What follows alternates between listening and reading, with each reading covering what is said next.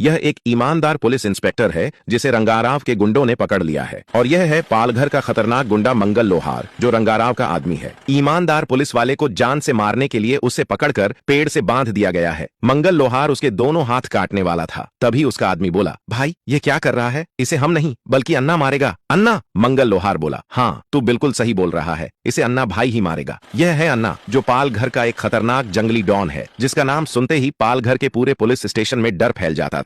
और उसी पालघर के पुलिस स्टेशन में इस इंस्पेक्टर का ट्रांसफर हुआ था। अन्ना गुस्से में आकर इंस्पेक्टर के दोनों हाथ बेरहमी से काट देता है। पालघर के गुंडों की गिरफ्तारी की कीमत उसे अपनी जान देकर चुकानी पड़ी। उस ईमानदार इंस्पेक्टर का एक दोस्त भी पुलिस में था, जिसका नाम ज्वाला सिंह था। ज्वाला सिंह अपने दोस्त का बदला लेने और गुंडों को खत्म करने की कसम खा लेता है। वह अपने सीनियर से बात करके अपना ट्रांसफर पालघर में करवा लेता है। पालघर पहुंचते ही ज्वाला सिंह अन्ना को गिरफ्तार करने के लिए निकल पड़ता है। वह अन्ना को ढूंढ निकालता है और उसे ऐसा मारता है कि उसकी हालत खराब हो जाती है। अन्ना डर के मारे भागने लगता है और ज्वाला सिंह उसका पीछा करने लगता है। अन्ना ने पहले से ज्वाला सिंह को मारने की साजिश रच रखी थी और उसे अपने ठिकाने पर ले जाता है। अचानक सोची समझी चाल के तहत अन्ना रिमोट का बटन दबा देता है। जैसे ही ज्वाला सिंह का पैर जमीन पर बने स्टार के निशान पर पड़ता है, उसे जोरदार बिजली का झटका लगता है और इसी तरह एक और बहादुर पुलिस वाले की जान चली जाती है। वह दुनिया को अलविदा कह देता है। अन्ना उसे हराकर पालघर का बादशाह बन जाता है। ज्वाला सिंह का एक और दोस्त था, भोला, जो पुलिस में था